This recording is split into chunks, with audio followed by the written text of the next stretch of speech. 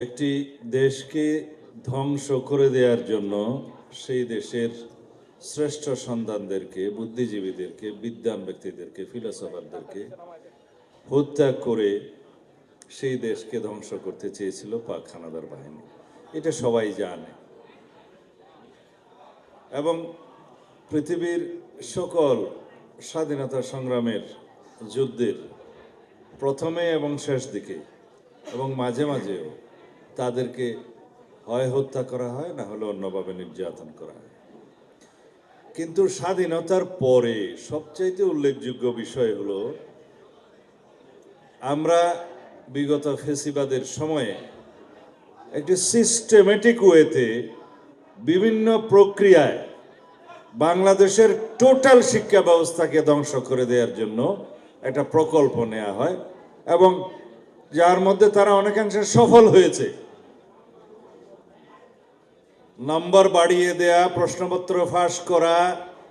সহ public service কমিশনকে দলীয়করণ করার মধ্য দিয়ে বাংলাদেশে যা হয়েছে, এই দেশের শিক্ষা ব্যবস্থা তো বটেই, এবং শিক্ষা ব্যবস্থার মধ্য দিয়ে যে সমস্ত কর্মক্ষম শিক্ষিত জনগোষ্ঠীর সৃষ্টি হয় তাদেরকেও শেষ করার মধ্য দিয়ে বাংলাদেশের ব্যুরোক্রেসি থেকে শুরু করে এটাকে একটা মেধাহীন জাতিতে পরিণত করার বিশাল একটি প্রকল্প বাস্তবায়ন হয়েছে এই ফেসিবাদের শাসনামলে। এটাই বলার জন্য আমি আজকে উঠেছিলাম। এখন আমাদেরকে এখান থেকে শিক্ষা নিতে হবে যে যেখানে আমরা দাঁড়িয়ে আছি এখান থেকে আমাদের একটি বুদ্ধিবৃত্তিক, জ্ঞানভিত্তিক সমাজ ব্যবস্থা প্রতিষ্ঠা করার জন্য, বৈষম্যহীন একটি রাষ্ট্র ব্যবস্থা প্রতিষ্ঠা করার জন্য আমরা কিভাবে এই জাতিকে একটি সুশিক্ষিত, সমৃদ্ধ,